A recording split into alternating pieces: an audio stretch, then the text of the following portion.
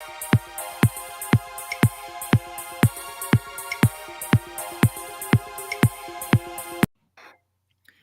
morning, good afternoon, good evening, and welcome, friends and family around the world, to the Energetic Life Now show. I am your host, Eric Stenlake.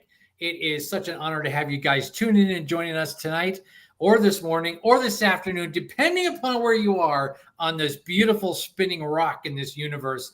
I just want to say it's awesome to have you guys here. Whether this is your first time, you're a returner on the show, or you're catching a replay, just a very, very warm welcome to you and your families, and blessings to all of you. Our show today is being broadcast on the Spanglish World and her networks, which is on Zingo TV's channel 250 and 251. The Zingo TV app is free. That's kind of cool. And it's available on your iOS and Android devices conveniently. When you download the app, listen, here's where we need your participation. Could you leave us a like, a share, a little comment, something in there? We'd love to see that. We really, really appreciate that. Zingo TV is also available on Google Chromecast and Amazon Fire TV sticks, Roku sticks, and all smart TVs 2016 and forward. So, friends and family, I've said it before. I'm going to say it again. You know how I roll, the best of the best and nothing but. And here we are again tonight with the best of the best. And I'm not talking about me. I'm talking about the people that I'm bringing in, because holy moly, do we have a show for you tonight. I am so excited to welcome my two very, very dear friends, Cindy Gould and Veenu Keller. Welcome, my dear friends, to the show. So glad to have you guys with me. How's it going? What are you guys doing? What do you know? What's good in the neighborhood? Come on. Well, that's how we roll it. What's good in the neighborhood? Of course. So please, for you guys, just jump in here, share a little bit about who you are, what you do, and give a little background and bio, if you would, for our viewers. Go ahead, Veenu. I was going to say, go ahead, Cindy. Rock, paper, scissors. Yeah, really. Jack and vote. So I'm Veenu Keller. I have the honor of being here with Eric. Eric was on my show. He did 2 parts with me. So I said it was only fair for me to do at least 1 part with him. I'm known as a parent-child whisperer. What I do is I help families know better so they can do better. I help them bridge the gap between what their child's saying and what's going on in their life. I help break that generational gap. And so I'm so excited to come onto the show tonight to discuss with Eric different ways of family systems, units, what's working, what's not working. Do we need consequences? Is there natural consequences? And I'm so excited to dive right into this as soon as Cindy, the amazing Cindy, shares with us who she is. Hello. Thank you. I love being on Eric's show. My name is Cindy Gould, and I have the privilege and honor of also being a part of this wonderful network with Create Your Victorious Life. I'm a breakthrough coach, which basically is I just help you break through every place that you're stuck so you can have victory in your life. And to Veenu's point, even breaking through generational curses, generational issues, things that you don't even realize you brought forward when you came into this earth, and things that where you just keep getting stuck. And it's super fun helping you to figure out who you are, why you're here, and what you're going to do about it. So, Eric, what are we going to do about it? Well, let me tell you, thank you so much for you guys for jumping in that. Tonight is a really, really cool show. I thought that we would jump into a very interesting topic that I get comes up a lot, and you guys are gonna jump right in here on this, because this is what we all deal with in our niches, if you will, is that family systems. First, let's define family, right? Family units of people within that unit that live in a house, in a structure, if you will, of which we are saying we're navigating through life with these people that are in a house. That's what we're going to define as family. Whatever that looks like, sounds like, and feels like to you around the world, and how you define that, that's what we're going to be looking at tonight for family. So family systems, meaning how we are operating so that we are getting the very best out of ourselves and each other within that family unit. And I'd like to spend some time talking about the people in this family unit, and how we get engagement coming from the members of the family versus compliance. And where and when does that balance or that harmony differ in age appropriate? Okay, so we know for family, here with energetic life, really I look and focus on kind of that birth to death time frame, if you will. So really, truly, we could have a 30-year-old living in their parents' basement in Van Halen t-shirts from 1984. That there needs to be some things going on there to make some changes in that. And also we could be looking at 2, 3, 4-year olds as they're coming into that space of engagement and empowerment within the family. So that's the space we want to really hop into tonight. So, Eric, I just want to intertwine. If you guys want to know how to throw your kids out of the nest, kindly watch my show from last week with my guest, Deborah Cooper, because we talked about that. Because if you're 34, 39, living in your parents' basement with a Van Halen shirt from the 80s, it is time to go fly the nest. Okay. So I just wanted to put that out there. They can listen to my show, Redefine Parenting, on Thursday nights, and go listen to that on my YouTube channel because it was a really, really good show. But, just talking about this, Eric, looking at like birth to however old, are we doing our kids justice by allowing them to be so comfortable in their nest, if you would, that they don't want to fly the coop? Yeah. And I really want to know, are we helping them or are we enabling them? And, I know that as a parent-child whisperer, talking to different parents, creating that, closing that generational cycle, I know like in India, you're a man, you're a boy, you're going to stay in your family and you're going to get married and have kids in that family in your parents' home. And God help you if you had 3 boys, right? You're just going to make a bigger home. And a woman marries and goes and moves in with her in-laws. And so I love how you described, because like this is worldwide, like what is a family? It's who's living in that home that has the ability to influence you in your upbringing. And I think that like for me, one of the things that I delve in with parents is what are some of the things that we're looking for? And for me, it's a healthy, happy, and independent kids.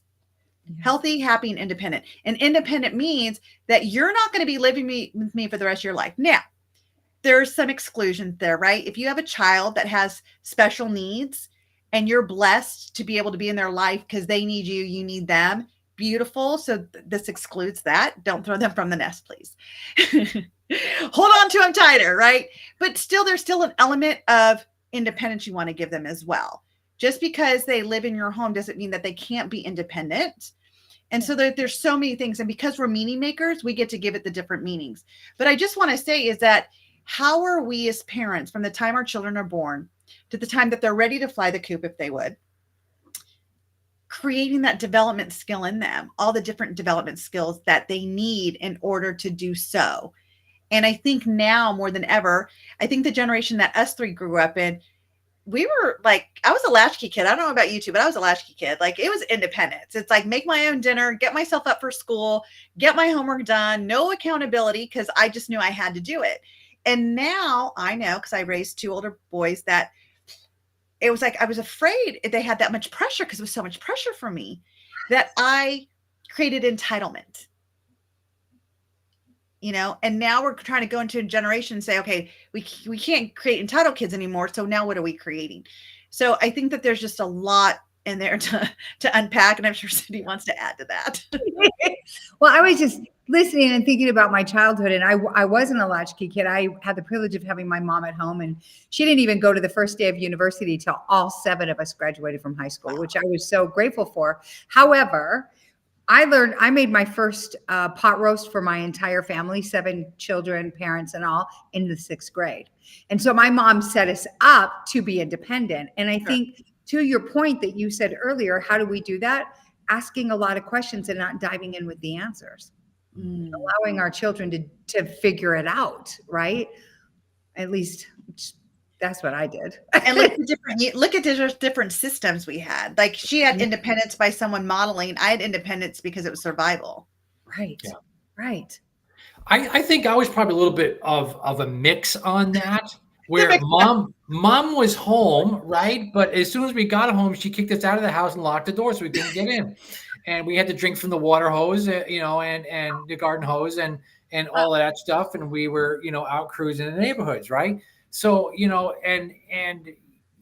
was an expectation of you participated in your daily chores and you had things to do, and God help me if I find out you're messing around because you wait till your father gets home, and so we were guilty until proven innocent, and always had that to deal with. And so I think we've all come from some really interesting backgrounds to be able to speak on this in a way that we know that we're not parenting the same way that we were parented, that we've come a long way, baby. We're in a whole new era of parenting, and which is what we get to do so incredibly with people.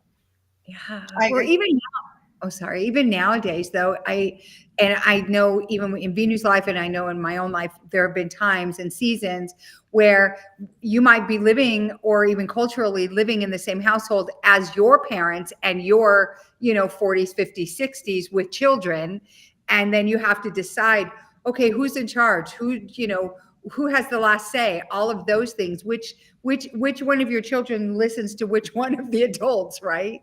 And I don't know if any of you want to speak to that, because to me, that's a huge issue as well. I mean, I know for like when I go home, like in the way that I was raised, is that my mom trumps me. Yep. So I will tell my kids, like, no, you can't have dessert. Like, you've had so much sugar today. And they go to mom and say, hey, Nani, can I have dessert? Oh, yes, sweetheart. Yeah, absolutely. Here, you know what? Let me take you to frozen yogurt. Oh, yeah. No, it's 2 for 1. Let's go for frozen. And I'm like, mom, I mean, they had a lot of, oh, nope. My rules. I'm your mom. So I win. And so Yep. my kids, especially the twins that are almost 12, and Cindy knows because she's been at my mom's. There is no say, but I respect that. When I question my mom, it's in a loving, joking way, like, mom. And she's like, yes, correct. I am mom. Correct. And it's like, oh yeah. Okay. Back off. Cause mom's going to win. Yep. And so for that, I know I could speak in my Indian homes that, I've gone to families and relatives and they all bow down to the in-laws, like the daughter-in-laws bow down to the in-laws. Like they're the superiority of the household. They're the matriarchs of the household. So you listen to them, and whatever you say is trumped by what they say. Yeah. I love that. That's exactly how it is, like in the Hawaiian cultures. And it doesn't matter. I mean, even if I'm not happy about that, I'm still just backing in the bathroom, screaming in the bathroom, and coming back out smiling. Listen to your grandma. What I mean? That's right. Because that's really, and I heard my daughter the other day say that to one of my grands. You got to listen to grandma. And I was like, oh gosh, how interesting. I'm in that generation. Your grandma, yeah, many times over. And I also think it's a sense of respect that our kids we get to model for our kids. Is that, and I mean, there's times that I'm consoling my kid. I'm like, why is Nani so mad at me? I didn't mean to do it. And I'm like, because it's Nani and she's allowed to be. And I get that. And I'm wondering, Eric, it takes me to, are we making our kids soft too? Because somebody just pointed out, they're like, it's great to hear your kids, but are we preparing them for the world out there? Because the world out there is not listening to our kids. Mm-hmm. They're going to get a job and their boss is going to come to them and they're going to be like, why did this happen? And our kids are going to be like, but aren't you going to listen to me? Because I want to explain it. Because that's what happened in our household. I had a voice and the boss is going to be like, no, you're fired. They're not going to listen to it. And so when that was brought to my attention, I'm like, yes, and we can prepare our kids to understand that we as parents want to hear them, because it's our job to be able to decode if we can. If not, hire me. I'll help you decode it. But decode what our kids are saying so they feel seen and heard by us. And then teach them the world is not going to be like that. The world is not going to ask you, so tell me how you're feeling about that. The world doesn't care. Right. The world doesn't. You know who does care? I care. Yeah. Your family cares. And so it goes right back to what you were talking about, that family unit, like making sure that we're creating a safe and trusting space for our kids So when their boss is like, I don't care, your daughter doesn't cry to them and say, but they didn't care. No, they come cry to you and say they didn't care. And you're like, I know the boss doesn't care. So what did you do? I got quiet. That's exactly what you should have done. And do you still have your job? Yes, it's because you got quiet. Mm-hmm. Yep. Yeah, I look at that idea of engagement versus compliance. We know that when kids are young, right, they're going to need that extra nurturing, that extra understanding, and there's a lot of non-negotiables. You're going to pick up your toys and put them away, or there's a consequence for that, right? And so the kids comply because they don't want to then, be in trouble or have a consequence from that. And when have you guys experienced transition with this from that you're going to do what I say or else to that, hey, would you mind helping out? And we're upping that level of engagement over compliance. Hey, could you help me get out the trash? Could you help do this around the house? And we begin to transition those into those soft skills, like Veenu, you just said. Like, when do we begin transitioning those kids into more of that engagement of soft skills?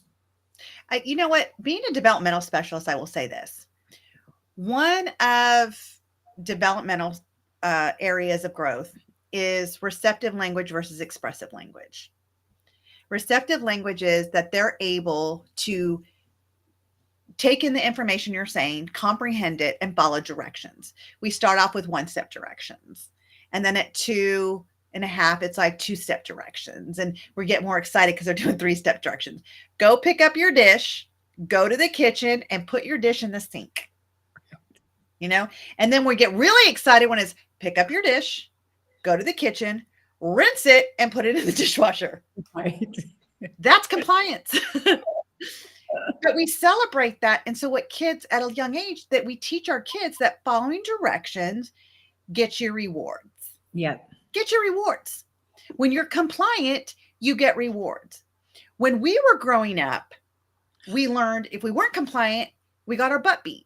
Or I didn't. I don't know about y'all, but I did. Right? Like, okay, it was not spare the rod, spoil the child, right? It was like give the rod and don't spoil the child.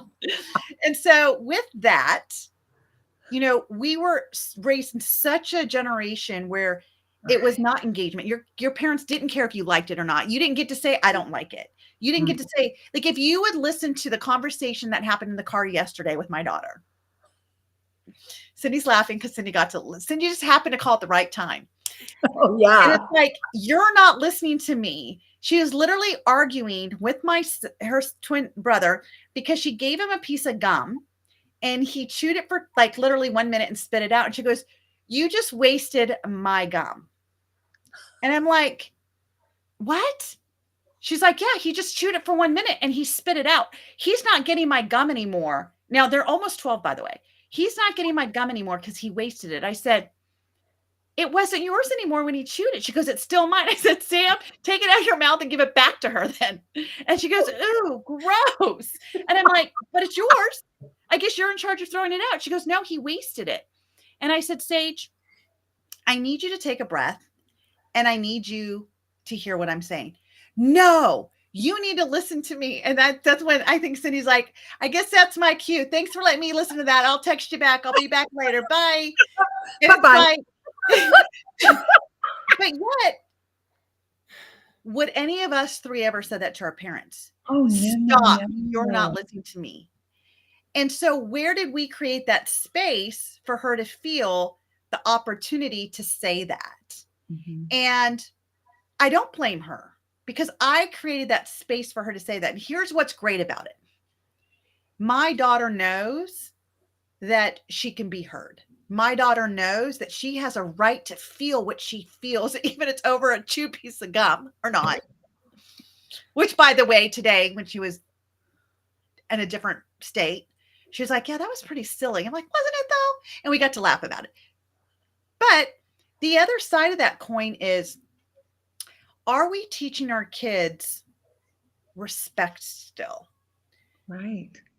is there a way that we can do better with our kids? And here's where I say it starts. It's with modeling, because when we're upset with our kids, and I'm sure you two are guilty with me. If not, good for you, but I'm guilty.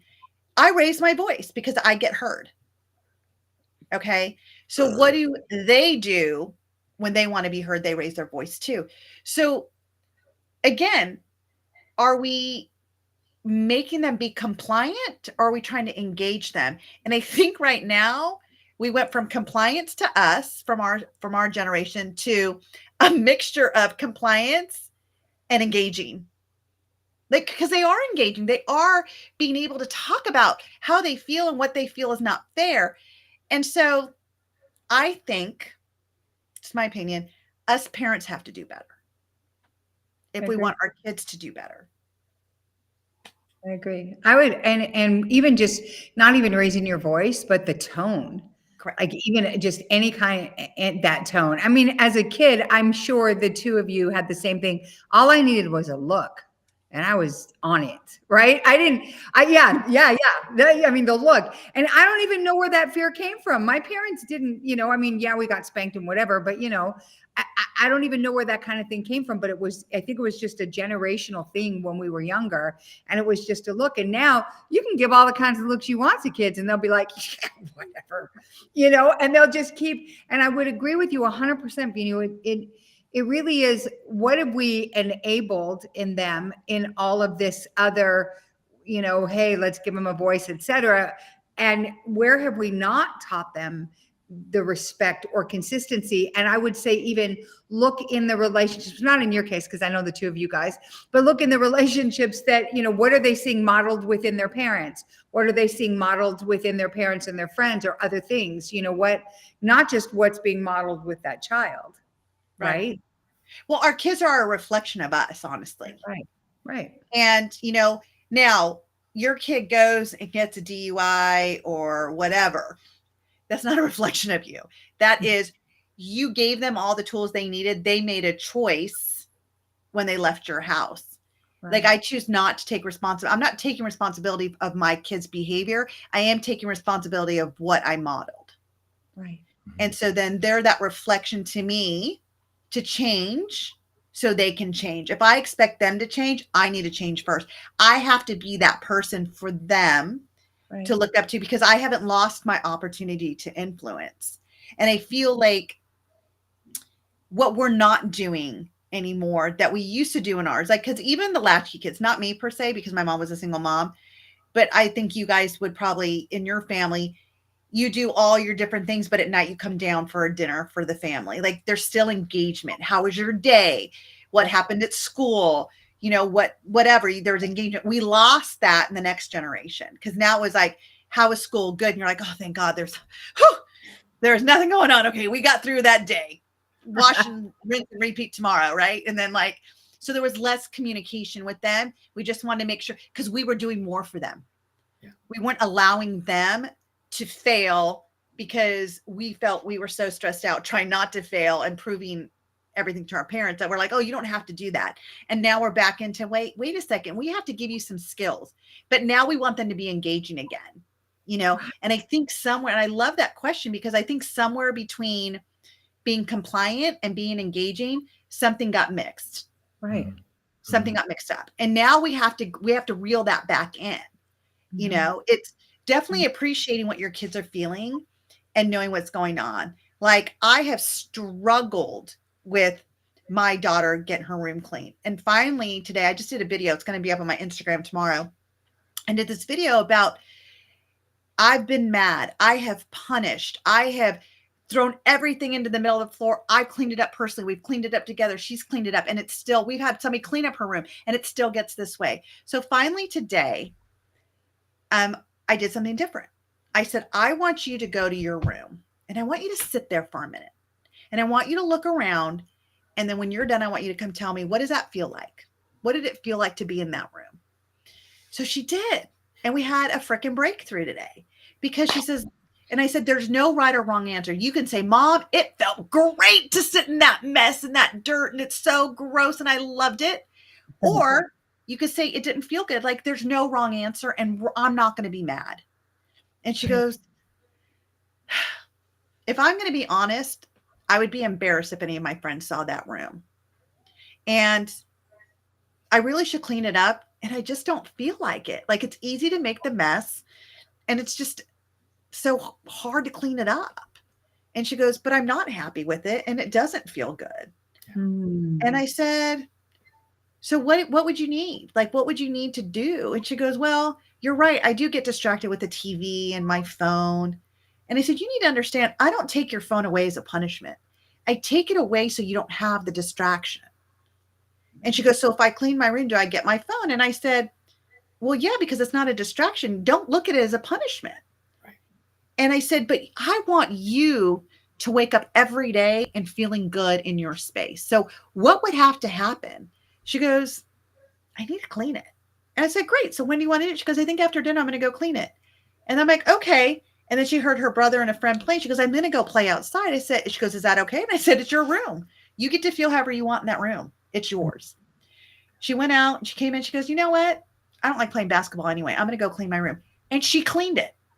Yay. No yelling, no bartering, no horse trading. No, it was literally tapping in and having that engagement, which created what? Compliance. Yep. And Veenu, what did you have to do in yourself? Because as parents that are watching in our audience, like even Michael Cole, hi, Michael, we love you so much. But he's actually saying all he needed was a look or whatever. But as parents that are watching, some of them are saying there's no way, la, la, la, you know, because they're still back in the horse bartering. I love that. That's hilarious. The horse trading, but in the fight, as opposed to just stepping out. And I love what you said, because you want her to wake up every day and feel good in her space, which would be the same if you have a child that dresses sloppy or dresses dirty. You want them to wake up and feel good in their skin, in their body, in their clothes. I mean, that was perfectly done, Veenu. Thanks.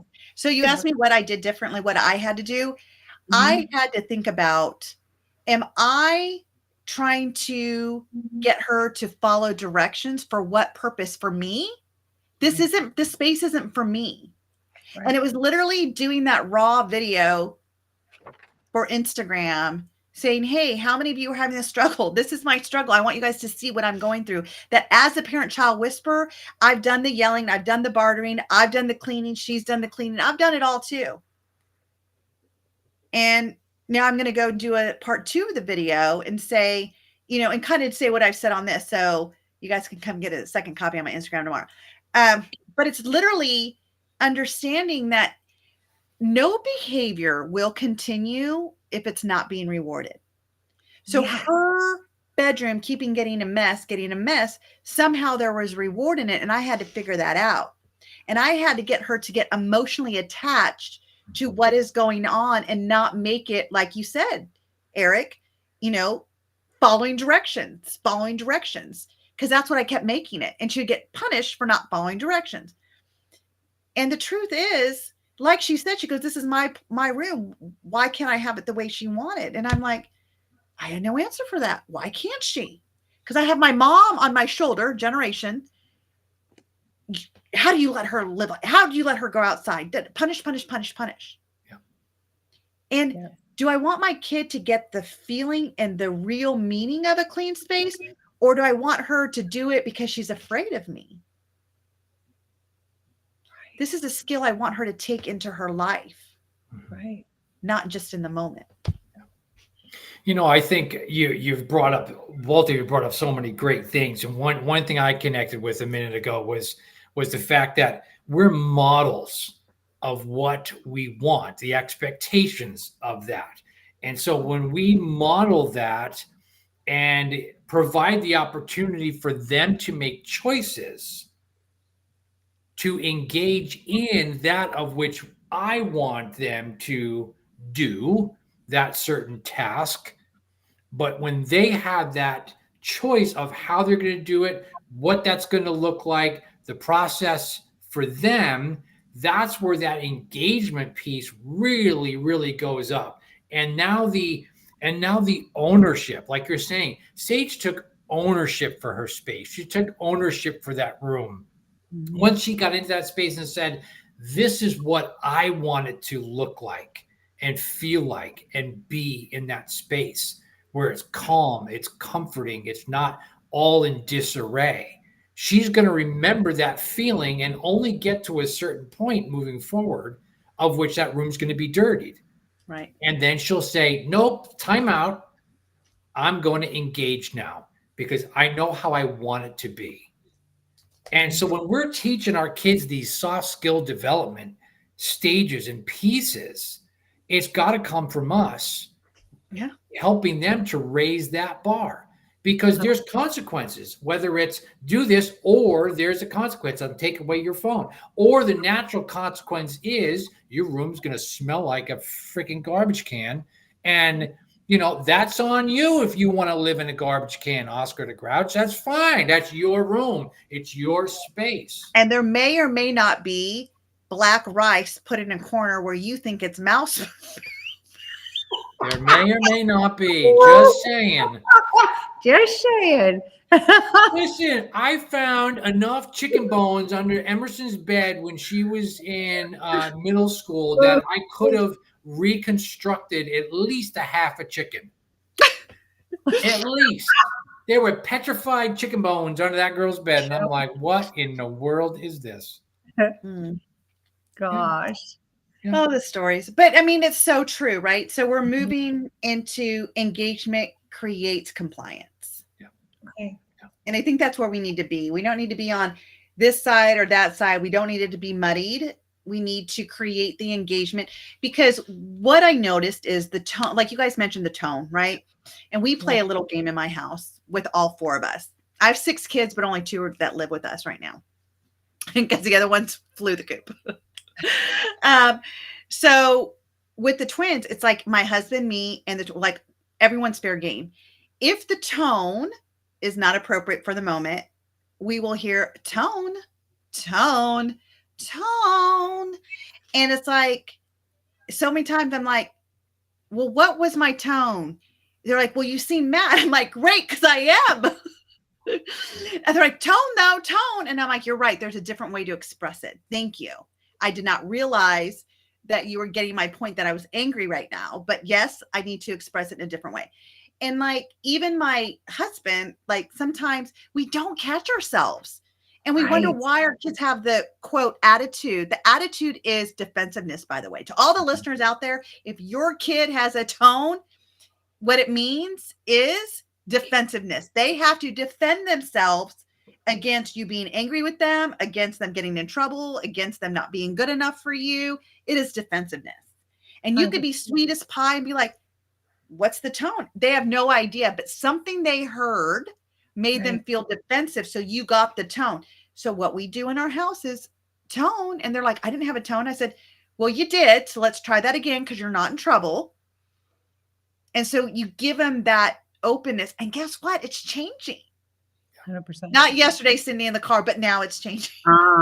No. And just know this too, Veenu. If your twins start saying, "Oh, mom, that's so cringe," they're meaning tone. So if that starts, you got to get up with the middle school lingo. Oh, it does. Sage says that all the time to her brother, like, that is so cringe. And I'm like, oh, geez, here we go. But good thing, Eric, that us 3, do coach middle school kids. So we're up on that. Like, that's right. I don't know if my kids like it so much or if they don't, but I get all the BYOB. And I'm like, or not BYOB. Middle school kids. Oh my gosh. Oh my gosh. My kids are not saying BYOB. They're saying BRB. They're not drinking yet. No. Oh God. Is this on bloopers? Can we rewind?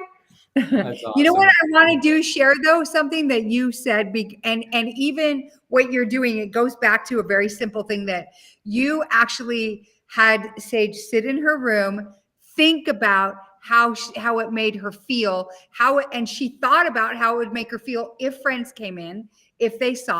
I think people do have. I mean, it's such a simple thing, but putting them in that space of, okay, well, how does this make you feel? And the whole energetics behind it, even, which is interesting. And when you said defensive, I literally saw like energy because of that tone. There, a lot of times that defensiveness is incoming, they just, and they feel it.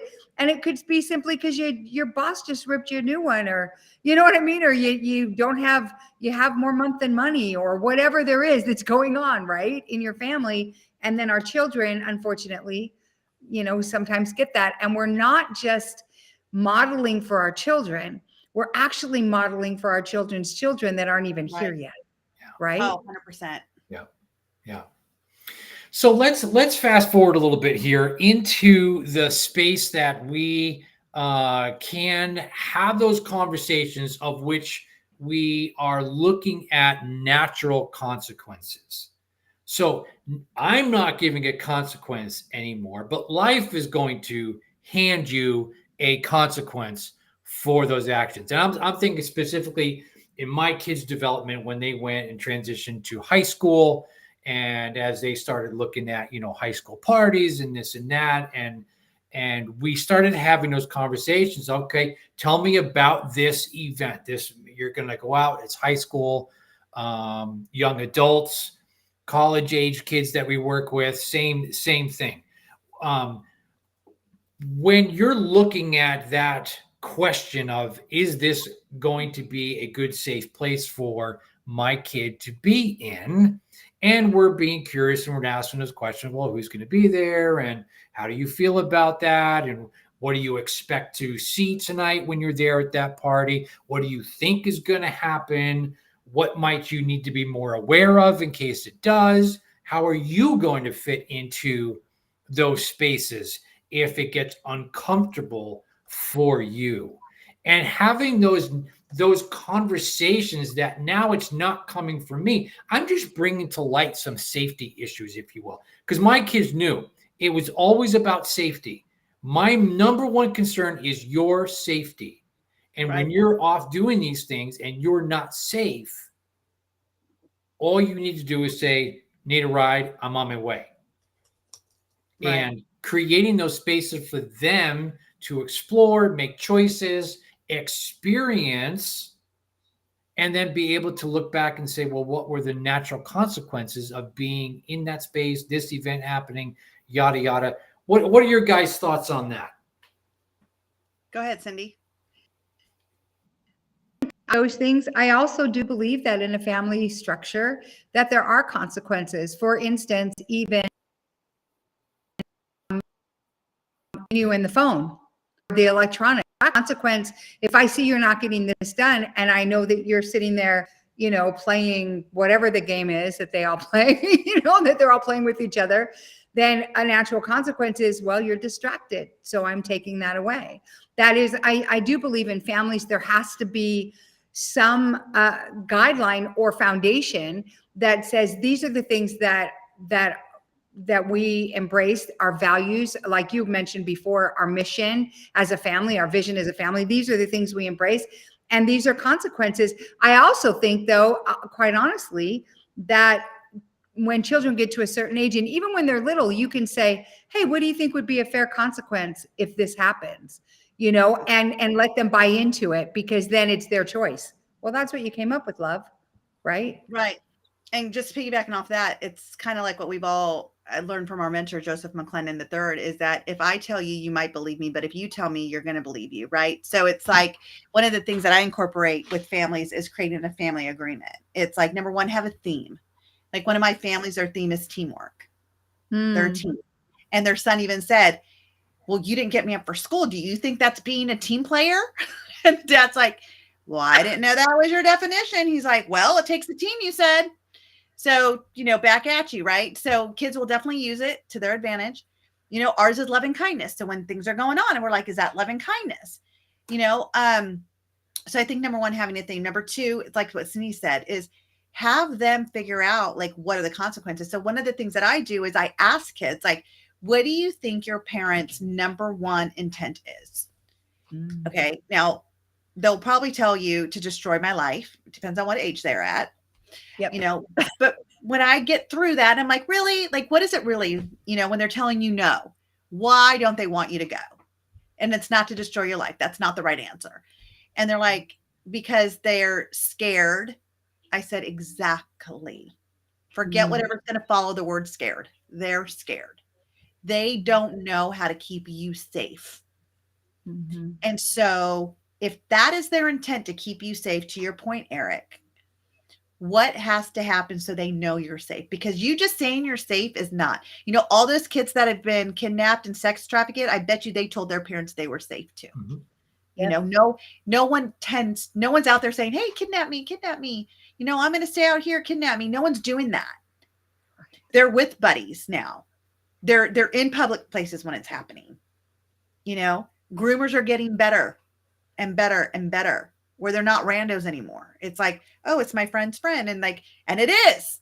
We didn't know that they were a rando to them once before, but now they're not. And now they're friends. And, and I know, Cindy, you have, older teenage grandchildren. So you worry about this too. Like we all have to. And so that's our biggest thing, is how do we keep you safe? So now how do you feel about it? They're like, well, I guess my parents aren't just trying to destroy my life. I said, no, they're not. They're really trying to make sure you are safe. Yeah. And the best way we can equip our kids to be safe is, number one, taking ownership for their actions, being sensory aware of what's going on in their environment. When you come to your parents and say, look, I know the game's going to run late tonight, but Mike's mom's going to pick us up. I'm going to be with these 3 people. I'm going to eat dinner with you and dad before I leave. And I will be home by 11 o'clock. And if I know I'm going to be even 2 minutes late, I will call you. And if my phone is dead, I'll make sure I call you somebody else's phone, because someone will have a phone. And, I will make sure I communicate with you. Can I go? The parents will more than likely say yes, because you have dotted all your I's and crossed all your T's. So your parents know that you're going to be safe, and you are aware of what can happen and what I need to know as your parent, so I know you're safe. Done. Now we have like Life 360 or something like that on these apps. Like, I don't have them, but where you can follow your kids around. And I tell kids, like, why do they need to know? And I said, they don't need to know what you're doing, but they need to know where you're doing it. Yep. Because Life 360, as far as I know, doesn't have a camera, so it's showing everything, but it does pinpoint where you're supposed to be. And as long as you're supposed to be where you're supposed to be, why do you care? Don't give your parents a reason to be suspicious. Be honest. And that goes back to that open, safe, and trusting space that we create for our families. Yeah. 100%.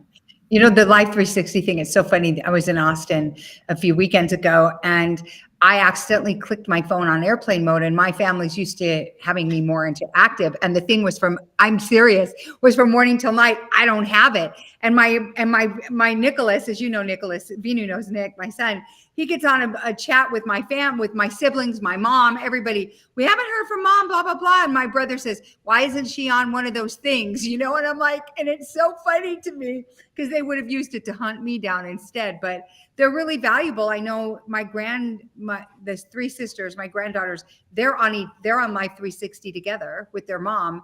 And so they always know where the other person is. And, they're not snoopy to say, what are you doing, who you're with? It's just, they know she's at Walmart or wherever. But I think that that's really valuable, because you're also building that bridge of not just the safety and security you're giving the parents, but you're also building a bridge of trust. Like, hey, this is where they said they're going to be. This is where they are. And it creates something. I know even now, I'm grateful that my mom did a lot of the things that I may not have been so grateful for when I was younger, because I'd still go to her with things. I feel safe to go there and maybe vomit about something that's going on, and she'll just still love me, and then drop her pearls of wisdom, but not make me feel like I'm an idiot, in the process. Right. Yeah. And I think all of our parents learn how to communicate with us. Because I remember when my mom, probably 14 years ago, when she's like, okay, are you sitting down? I'm like, are you dying? And she goes, no, I'm not dying. Are you sitting down? And I'm like, okay, yeah, but are you dying? And she's like, I'm not dying. And she says, I am so sorry for judging you. Aww. And I want you to know that you can talk to me and I won't judge you. And I'll even ask you if I can give you advice. Aww. And I'm like, are you dying? And she goes, would you stop saying that about dying? And I'm like, okay, well, what's wrong with you? And because I had gone like 7 years, well, I didn't tell my mom that I rode a motorcycle, that I had a tattoo, that anything, because I was so tired of being judged. Yeah. And I was an adult. I was in my 30s. Like, why am I going through this now? And so what happened was, though, she looked at the relationship she had with her mom, and she didn't want that. And she knew that she needed to change that. And as soon as she said that, I'm like, oh, I ride a motorcycle. I just went on a cruise. I have a tattoo. And she was like, oh. And I'm like, do you want to say anything? And she goes, do you want me to say anything? And I'm like, nope. And she goes, I have nothing to say. It's almost like I had to test her. I gave her 10 years of what she didn't know about me all of a sudden, But again, it's one of the things that I learned was that my kids can't trust me if they always think I'm judging them. Yeah. And I could not give that to my older boys who are 30 and 25 because I could only give them what I knew. And now that I know better, I do better. Yep. And that's really, it's about it. We're, I know all three of us, work with kids, and we're not here to tell parents what you're doing wrong. We're here to say, you can make it better. 100%. And my favorite thing, be curious, not critical. Be curious. Hold on. I just want to add really quick, because you said this in Thriving Together, the event that you do, which any of you that when it comes out, you got to hit us up, go to Veenu's event. Well, you said, and it was so powerful, because a lot of times we'll say parents do the best with the resources they have, but it's not. It's parents do the best with the resources they believe they have. And so yay to your mom, and yay to all of that. And to us three parents, because I know as we've grown and done better, we do better. Right. Yeah. So I just wanted to give a challenge, if we will, out to our friends and family around the world. So for this week, as you are now taking what we've been talking about here into your families, and looking for ways that you can really engage your family members in a way that they understand what the non-negotiables are, the consequences for that, what is engagement coming from each of the family members, and what might natural consequences be that will show up for that. And be okay with letting your kids explore that space of natural consequences, i.e., they've made a mistake. They understand now that there's a natural consequence for that, and then have that conversation about what can you do now next time, one, to be aware, and two, to make a better choice for yourself. And like Veenu was saying, once we know better, we do better. And allow your kids that opportunity to explore that space, for them to build that confidence in their decision-making skills and abilities, for them to move forward in that space where, they might not need me to bring down the hammer and the law of consequence and action reaction, but that they get to explore that space and find out for themselves what that looks like and sounds like and feels like for them. So I just want to say thank you, Cindy and Veenu, for being on the show tonight. This has been absolutely amazing and awesome. I love you guys both so much, and appreciate you both for being here. Where can our friends and family around the world find you on social media? Well, this has been like so fun. You all come back to my show. Like, I had a great time tonight. This is like really fun. Yeah. So I make it very easy. It's at Veenu Inspires, Veenu Inspires. VeenuInspires.com. You can get my free ebook, Teach Your Children That They're Enough, because I think that that's really important the times that we're going through. So thank you, Eric, for allowing us to have so much fun tonight on your show, and just giving the world a better opportunity to see it through our kids' eyes. Because again, when we know better, we do better, and always be curious, not critical. 100%. And thank you. I would love to have the both of you on my show. We would have a ball. This was a blast, and I expected it would be. So thank you. You can find me on Facebook on the Victory Network. It's easy that way, or Cindy Gould. You'll see my smiling face there, so you'll know it's me. So thank you so much, though. I totally agree with this. Was just a blast. Awesome. So good. Thanks, you guys, so much. And Corey Matthews, please go clean under your bed and make sure there's no more plates of spaghetti under there. We're going to be checking in with your wife to make sure you've done that. Listen, friends and family around the world, thanks so much for joining us here on the Energetic Life Now show. You guys know where to find me, energeticlifenow.com, all the social media feeds, and the Empowered Family Network on Facebook. Come join me there for loads of fun.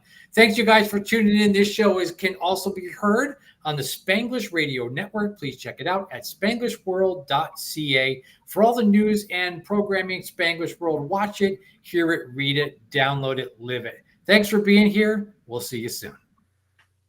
Thanks. Bye.